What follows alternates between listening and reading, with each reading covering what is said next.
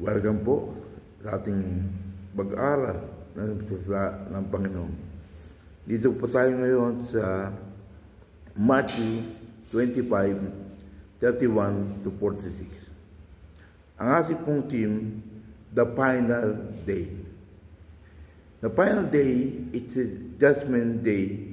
The Lord has come as a king. King of kings, all people of this earth was appear in front of the king. He did the final day as a shepherd, verse 32 to 33. The sheep is in the right place, and the goat is in the left place. Sabi sa 34, the sheep went to his kingdom.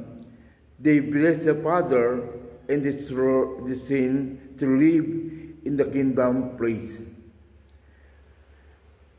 Verse 41, ito man ang mga goat, lumayo kayo sa akin, mga sinumpa.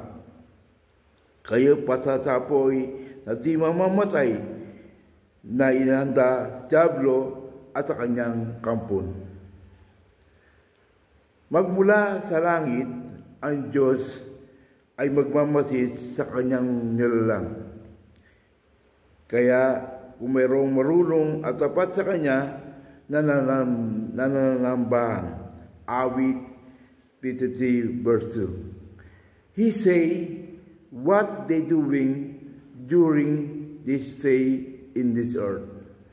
35 and 37 and 40 and 40. Sasabihin ng hari, sinasabi ko sa inyo, na gawin ninyo ito sa pinakahamak sa mga kapatid kong ito, ay sa akin ninyo ginagawa. What we do in very, very poor person, we do in Jesus' concern. Nagugutom, pinakain. Nauuhaw, pinainom. Walang tulugan, pinatuloy. Walang may suot, pinaramtam. Nagkasakit, dinalaw. Nagbilanggo, pinuntahan. Sabi sa verse 42, mga nagkait ang tulog sa mga nangangailangan, si Jesus ang inyong pinagkaitan. Maraming salamat po. Purihin ng Panginoon. Purihin ang salita ng Diyos.